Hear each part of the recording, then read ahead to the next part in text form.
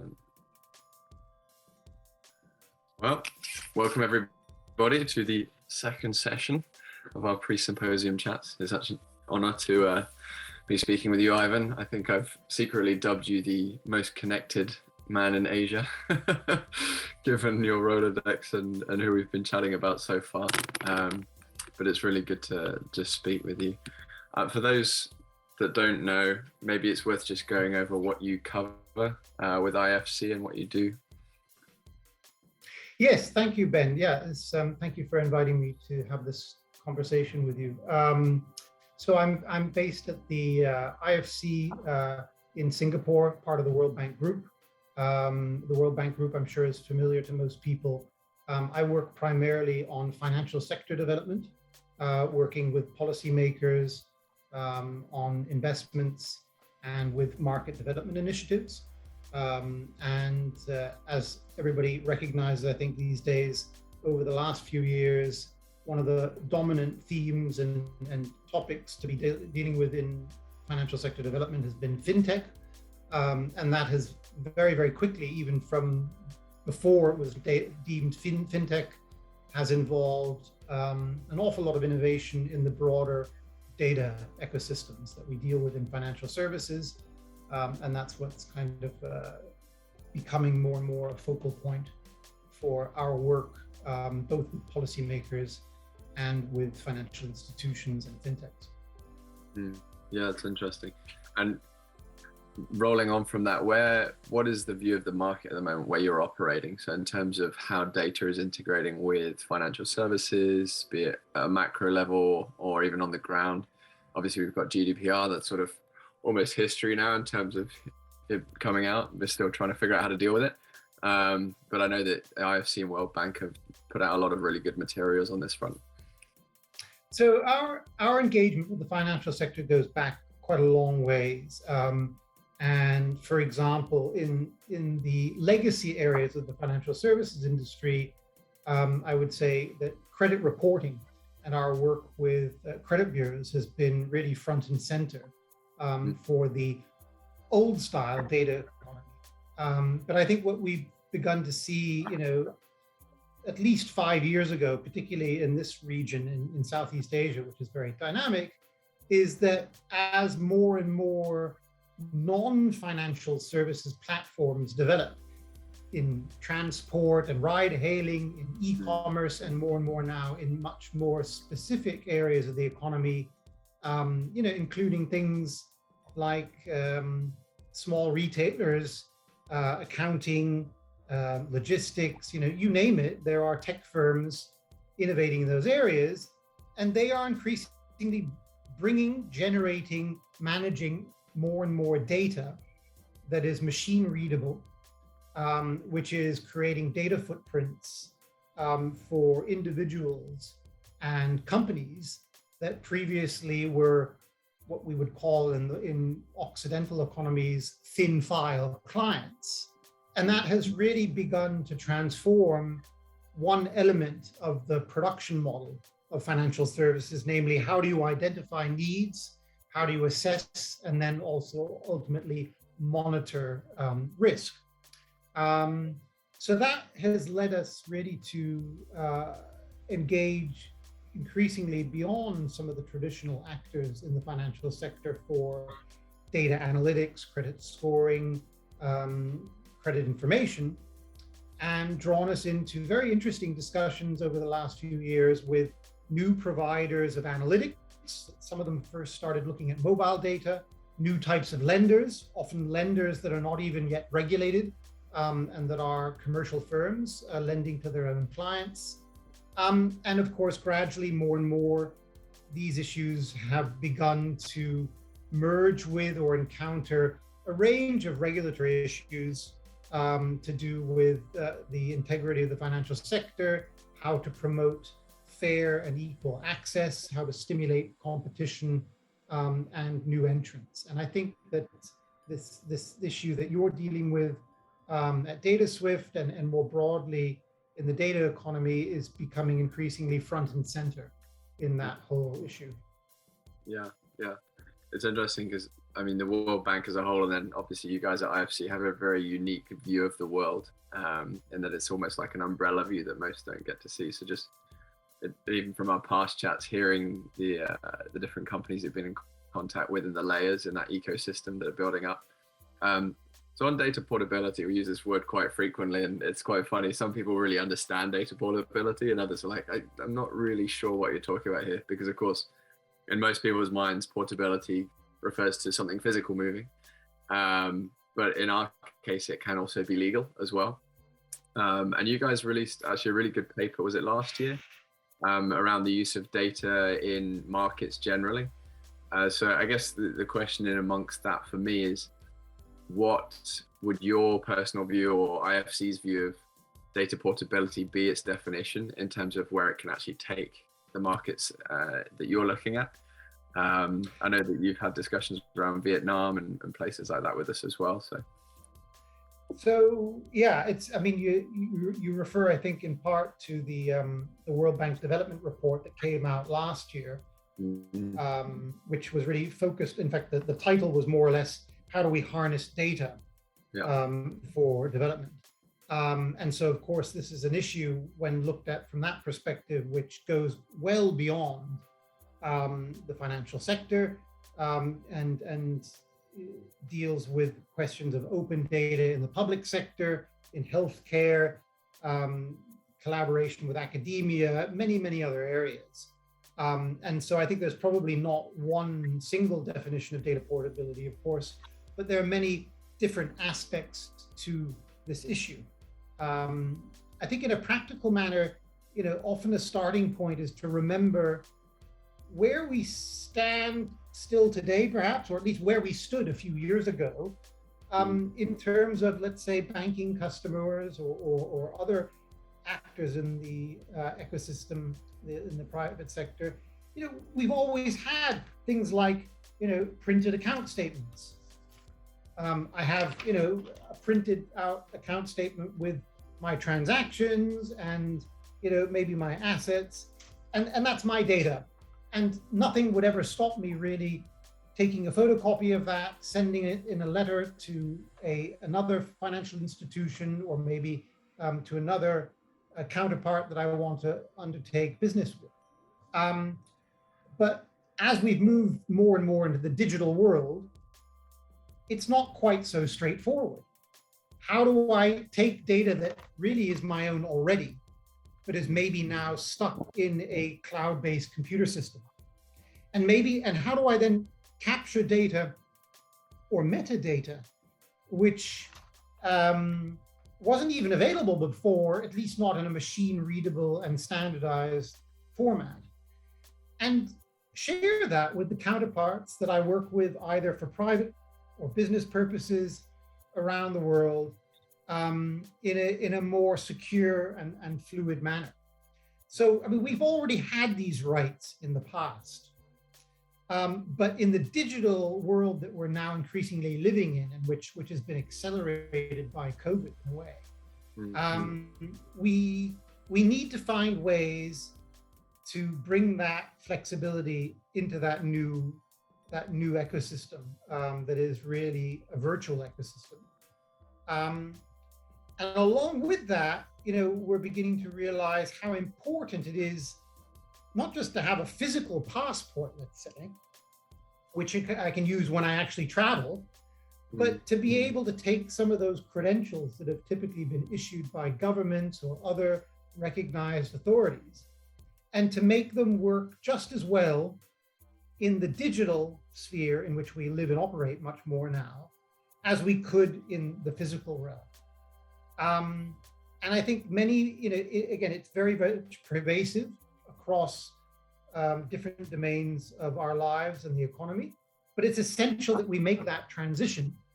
Otherwise, we're left kind of high and dry in the digital world with actually less capabilities than we had in the physical world.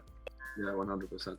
It's interesting, we were reminiscing about 2 days ago with one of our partners about how COVID has actually been somewhat of a blessing, because the COVID pass, as it's dubbed, is a great touch point now that people actually understand, oh, okay, so this is what a digital pass looks like, when I need a credential, and I need to demonstrate this to somebody, that's data portability. You know, something's moving, it's verified, we understand what it is. And as you're saying, you can do that with so many different attributes. So yeah, one of the few silver linings that's been coming out of this period of time, I guess. So it's very interesting. So we've spoken before over a couple of the use cases you're trying to build out in Lower Asia. So Vietnam being one of them. I think you've got a few other on the stove as well. So if you're happy to elaborate on what those are, because I think bringing it down to, hey, how do we operate in market with this? Business to business and business to consumer. That's just sort of a helpful picture as we develop outwards. Yes, so at the IFC, we do have a longer term agenda of how to support market development and transformation, but it does need to be practical. We're very focused on figuring out how some of these innovations translate into changes that will benefit actors in the economy, in particular consumers, underserved populations, SMEs, and how that can also translate into tangible investment opportunities that are able to mobilize the skills and incentives and power of the private sector. So one of the areas that we started looking at very early on was in the financial sector, as you mentioned, in particular in an area of SME finance, where in many economies globally, and in particular, I would say here in Southeast Asia, you formerly had a very, very large number of SMEs in retail and other parts of the economy, managing their finances in cash, on paper, in very sort of rudimentary ad hoc fashion. But over the last 5 years, innovations and developments that we saw really emerge early on in places like the US with Salesforce.com have made it much, much easier, much more cost effective, even for small and medium-sized enterprises to manage a lot of their sales, payment receipts, inventory, and other aspects of their day-to-day business management on cloud-based software platforms that drive efficiency, but also crucially help them connect with other parts of the world that are already digital, such as e-commerce platforms, where they might have an e-commerce stall, or with clients that now want to pay digitally as opposed to through cash on delivery. And these new platforms have become both important sources of information to forecast liquidity and lending requirements of SMEs. They've become a great source of information to assess the risk of lending to these parties.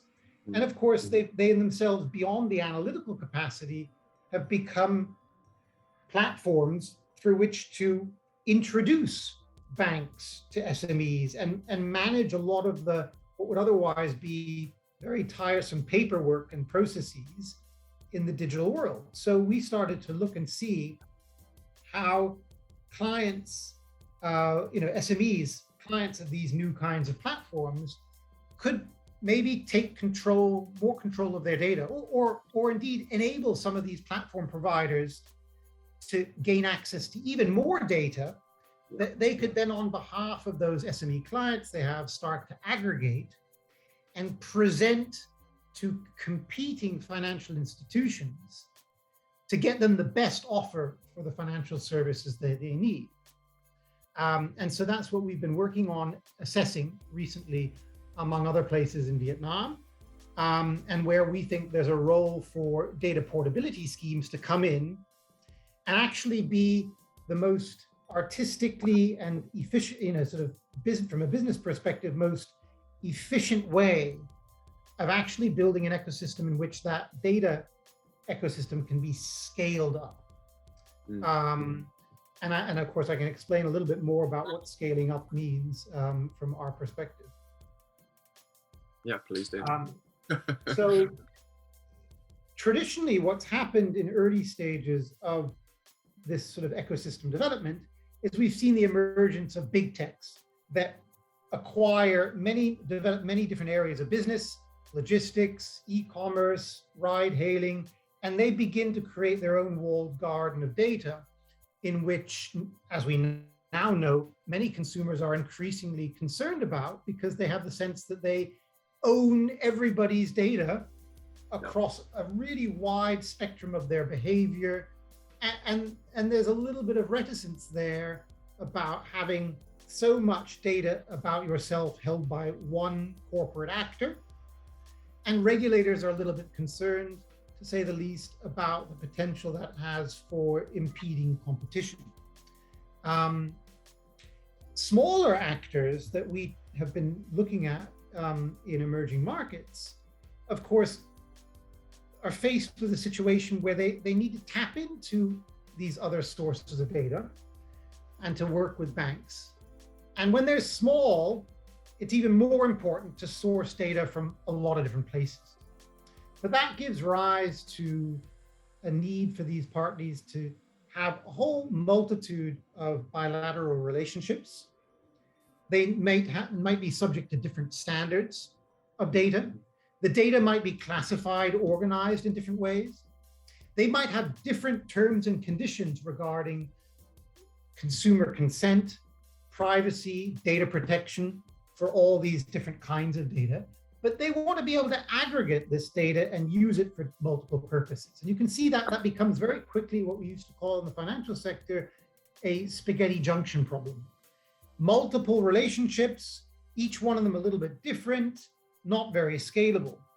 And this is something that policymakers are beginning to try and address in multiple fields. You can see policymakers, for example, in Australia and in the EU have begun to come up with overarching data market development strategies to try and promote openness and interoperability while still respecting the needs to give customers consent over their own data with who they share it with, and comply with these broader privacy principles that are, for example, embedded in GDPR, as you mentioned. And there are other initiatives that have been going on in the financial sector, of course, to try and address this in a different way, notably what we call in some markets open banking, where now different kinds of regulated providers are seeking consent from account holders to get access to information in banks and then to be in a kind of federated network helpers that help clients access their data, but the clients are still not really accessing their data. They're giving permission to a third party to get it from a bank. And when you look at these different scenarios, and then you begin to look at what, for example, DataSwift or Affinity is doing around decentralized data, you realize that actually the most logical way of handling this is giving all the data back to the individuals, which in theory they already own, but over which they don't have the same control as they have when it's sitting on a piece of paper in their filing cabinet. And that I think is an important element of innovation that the market has begun to come up with over the last few years, which over time is going to be a fundamental game changer for the way that we collectively manage our own data and the way in which enterprises in the digital economy gain access to and are able to aggregate, merge, and add value through your data. Yeah, absolutely.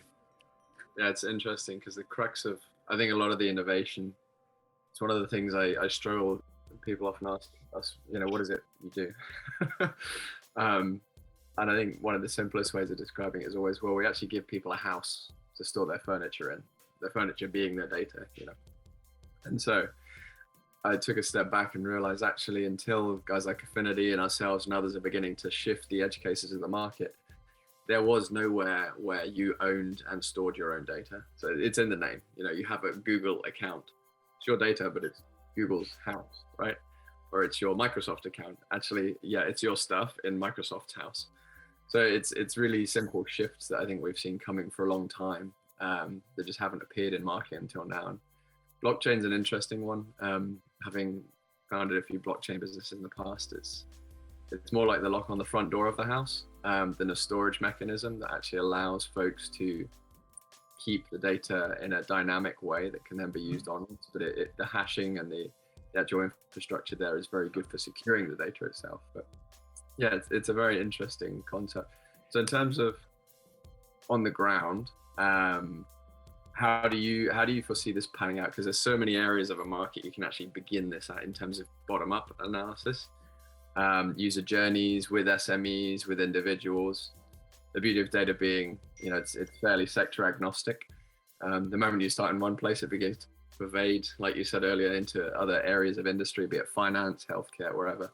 But where do you think the most powerful starting points would be? It's very difficult to say. I mean, that's a very sort of empirically driven question. I think there are a multitude, of course, of areas of the economy which are now switched on to the value of data. And you only need to look at, some of the high-level dialogue between trade officials, for example, and policymakers to realize that even if it's not very easy to quantify today, we know that data is increasingly a very valuable asset. And it's where data is very valuable, but not particularly accessible, that I think we will see companies trying to find ways around existing structures to either get access to the same data or data that can lead to the same results more cheaply, or where data which is very much dispersed and today still requires an enormous effort of coordination, a prohibitive effort in coordination to accumulate, that there may be more complicated but longer term efforts emerging to entice users to take control of it, and then from there to be able to access it. So I'll give you a few examples. Areas where we know it's extremely valuable and where there are already a lot of proprietary initiatives underway, are in areas like healthcare. Healthcare providers know that the more they can have a 360-degree view over time, over space of patients, the better place they probably will be to do diagnostics, the more they can aggregate data over different kinds of patients and geographies and illnesses, perhaps the more intelligently designed analytics they can run with machine learning and artificial intelligence. Then you have the other extreme, you might say, if you look at obviously companies like Amazon and Google and Facebook, where they've already demonstrated the value of data for themselves. There, to your point, the data is with them, and now the tide is moving in the other direction, where they are also under pressure to hand back a lot more data, at least the control thereof, to their users. I think that, like any good, monopoly or market power sort of oligopolistic structure, they are sowing the seeds of their competition themselves. So an example might be in the tourism industry, where we know anecdotally that, companies like TripAdvisor or Booking.com and PayPal have been fundamental game changers for enabling even very small hotels in remote emerging markets to speak to and market their services to literally a global population of tourists.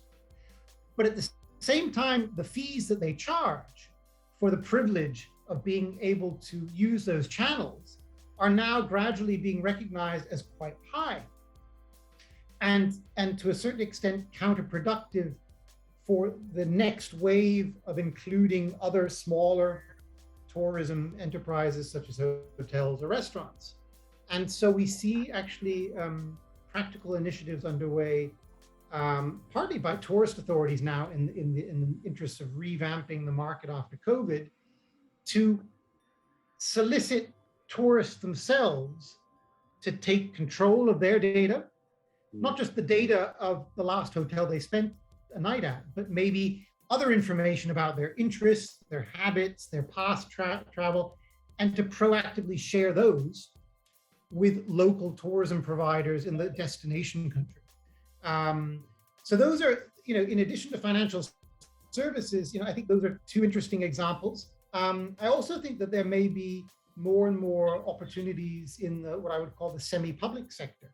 When we think about trade officials being very concerned about cross-border data processing, restrictions on data processing cross-border, trade agreements that are coming in place where governments are committing to each other that they will not only avoid putting into place new barriers, be they financial or otherwise, but they will actively try to harmonize standards to facilitate cross-border data for transactions, for customs processing, that you may see much more bespoke applications of data portability emerging to facilitate commerce. And those are just three, very, very different examples that come to mind when you ask that question about where this will happen, next.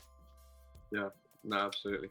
I think you're absolutely right in terms of it's got to start where the pain's greatest, and that is where the sensitivity, the data itself is highest, of course.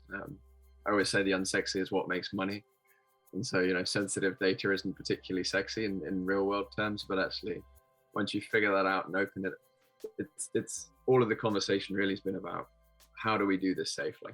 So it's opening the market to sensitive data in a way that actually anybody can access that data and begin to work with it and produce more optimized services off the back of it. But as you've rightly pointed out, you can't do that until you actually give the data back to the individual and give them some sort of an edge computation space where you can compute that data safely. The data doesn't leave that space, but actually what you need, be it your liver check score, they've accessed your diet information and your transaction records, how much alcohol are you consuming, or you see as the liver check score, that sort of thing, just making things up here. But yeah, it's very interesting.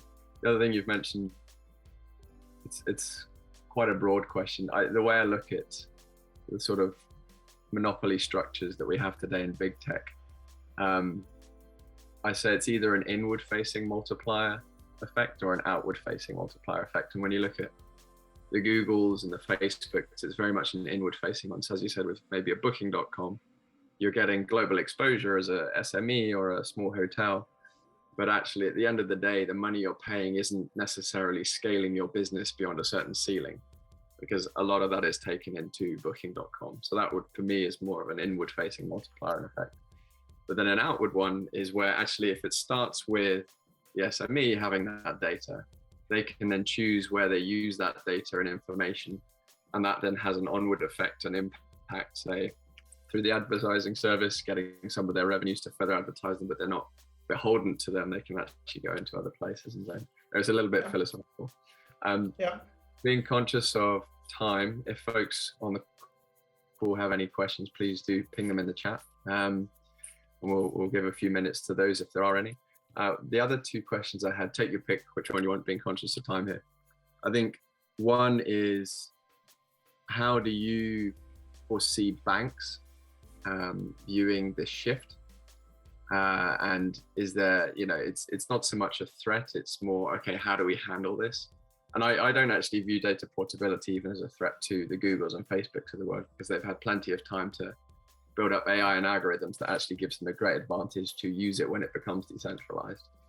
And the other question is, I guess more related to CGAP and World Bank initiatives, but how does this affect folks in society who are less well off?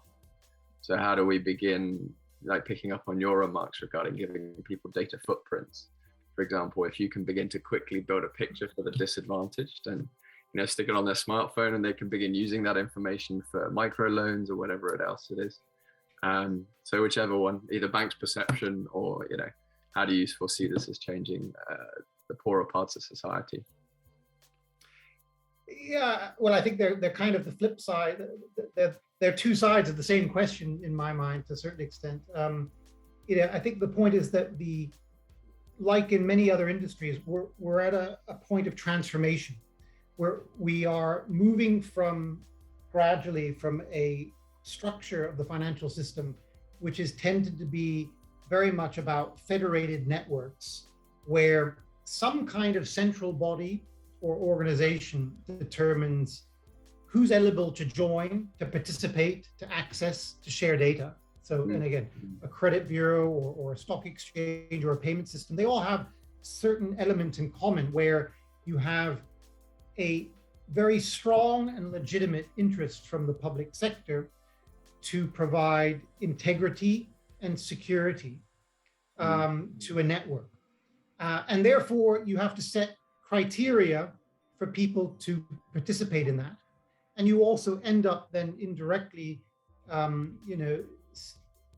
shaping the market structure and excluding some to the benefit of others. And these networks have been extremely useful in building trust and actually building scalable networks in the past.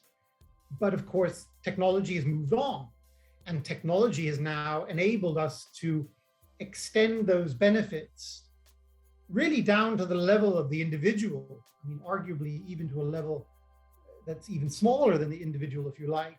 And so there's perhaps, you have in the short term, you have a phenomenon of unintentionally excluding some of those poorer people that you're kind of referring to, who have almost from day one been excluded from those networks because they didn't have a bank account, they had maybe a mobile money account. They didn't have a loan with an established bank, but they had a loan with their cousin or a retailer who gives them shop credit. And none of that information gets captured because it's not designed to be captured by the banking system. Yeah. And so the more that informal economy becomes digitized and gradually formalized, the more the latent value of that data becomes something worthwhile mobilizing, harnessing, again, for the purposes, not that there are no risks, but there are great advantages to harnessing that data. And I think the interesting thing that we'll have to see, in terms of policy shifts is, an awful lot of policy and regulatory effort is wound up in trying to adjust and implement and safeguard those rules for those single points of failure around data hubs or exchanges, and to make sure that those rules on who has access, who has consented to give access, are we respecting data privacy and protection rules, et cetera, et cetera. There's a lot of effort that goes into making sure that third parties respect those rules. And in a way, if we can move towards a system where every individual has their own powers to decide what they share with whom and how, as long as the overarching framework of systems and legal agreements under which they do that, in which they share data out of their data account in the same way that they transfer money maybe in and out of their bank account, the more we can, to a certain extent, alleviate some of those problems, both in terms of unintentionally excluding people from the banking system, but also actually taking away, oddly enough, a burden off of the financial institutions that currently today is actually a hindrance to their own innovation. Yeah, 100%. It's interesting. I love the example you give with the piece of paper. Sort of you hold something physical and flash it around. I think it does boil down to that, really, isn't it? It's like, if you, in today's world, you have the choice to give someone the piece of paper with the information on it. Whereas in the digital world, in a bank, there's a piece of paper being created on you inside the bank. You don't know what that paper looks like. There's a general gist of what it is, but you don't have any tangible ownership over it. And so just shifting that back to the individuals actually de-risks everything for banks, for businesses that hold information, and then the individual can indeed give that over when they need to. It's the crux of the issue, really, at the end of the day. And we've got a quick question here from Howard. Thanks for posting, Howard. He's asked, is this a corporate-driven initiative? Thus, it's not one really led by consumers in terms of taking and storing your own data. And I guess the flip side to that, Howard, is it a consumer-driven initiative? Like, what did both sides of that look like? Who's starting it, and how does it permeate from that standpoint? I'll let you answer first, Ivan. I've got I've got some thoughts as well. But I think, we're into the realms of multi-sided markets, I think is the short answer. And that means that it can be driven by either side. It could also be driven by the government side, for example. But that any initiative of this kind, I think, will have to, whether it's initiated by a corporate to solve a corporate problem, or by consumers who are fighting for their rights to do with their data what they want to do, et cetera, they will always, I think, have to ensure that the other sides of that market with whom they are exchanging data find some interest in participating. And I think, again, my background is very much among other things, in payments. And I think this is a challenge we face historically in payments. What came first, the consumer or the merchant? Well, obviously they came at the same time, but maybe not at the same rate and with the same incentives. And I think we'll find similar challenges as these kinds of data ecosystems begin to evolve. Yeah, absolutely. A lot of that is about respecting relationships as well, isn't it? It's like, in order to do business with somebody, they've got to agree to do business with you, be they a consumer or another business. And it's one of the questions we often answer at DataSwift is how does this get regulated? So data passes, the data accounts being the nodes and the data passes being the connection between the nodes. And the answer is simple. It's an open market, a bit like you've just described. If Amazon needs your credit card details, your address, and maybe one other piece of information to deliver the item you just bought, they might request that in the form of a data pass rather than you giving them the information to store themselves. And so you agree to that because you would like your product. So it's clear what they need and what they're going to store on you. You then license access to that from your data account through a data pass, really basic example. But that is then clear communication between the consumer and the corporate saying, here's what we need. Yes, I'm happy for you to have that. The exchange happens. And if either side's not happy, you don't make the exchange. It's that simple. Yeah. But I would add, unfortunately, paper is one thing. We don't put. I mean, now we of course put a lot of regulation around paper companies for environmental reasons, but we don't put lots of regulation around payments of paper for security reasons. However, with data passports or data wallets, there are some latent issues that will need to be dealt with, because we are effectively creating the equivalent of bank accounts, if you like, but for data, where there will similarly need to be, for consumers, and some degree of trust based on something, that the server and the access rules around that are well governed. They can trust those governance rules. And of course, we're working in network economies where the ability to exchange or share data either once off or over a period of time with somebody else means that they have been admitted into a certain network, and that they, in some shape or form, are agreeing to the rules under which that network operates, without necessitating everybody to have bilateral contracts with every single individual. And again, like in payments networks to some extent, I think that there will be policy issues to deal with in terms of how we create a trusted environment. And I think this goes back to the debate people are having, amongst central banks in particular, around DeFi and blockchain. The idea that totally decentralized networks are nice in theory, but somewhere at some level, there's going to have to be a legal structure and responsibility over the codes that manage those. And it's not an exact parallel, but I think the more we move into decentralized networks, the more nuanced, but still important, some of these governance issues will become. But I think we're just still really at the very early stages of sifting through what are those implications, and how do we design for robust, ideally international data exchange ecosystems that complement rather than substitute for national regulation. Yeah, absolutely. I love that outlook, and I would expect that from IFC and World Bank for sure. As a serial entrepreneur, I also have the flip view, which is I always like to remind people and sober them up and say, look, how are things operating today? Is this better than the current way of doing things, with or without a little bit of additional regulation? How do you grow it? And I know that a lot of people, including yourselves, hold the similar view. You've got to practice it and develop it first, at the same time as bringing in the right regulation. And actually, ironically, it's the next symposium talk, but even whole ecosystems and spaces as simple as KYC.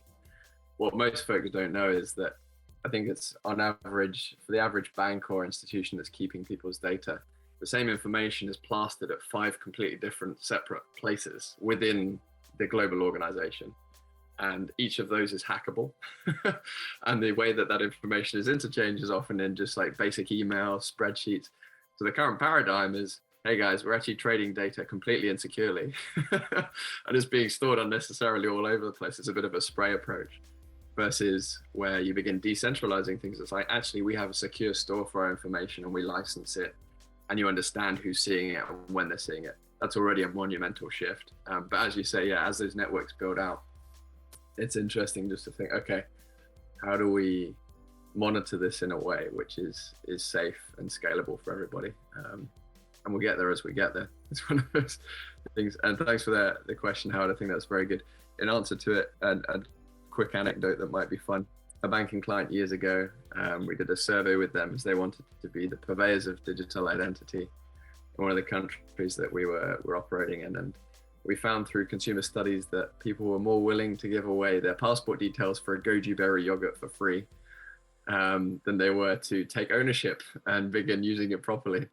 So in terms of the chicken and egg problem, I think it's very much, you start slowly, catchy monkey in today's interactions and the way people actually do things through current user journeys, and you just slip in this sort of extra aspect of security and data account setup and portability in that user journey, and then eventually you get a moving tide that increases. Oh, it's more secure, it's more personalized, etc., and folks begin to actually take proper ownership.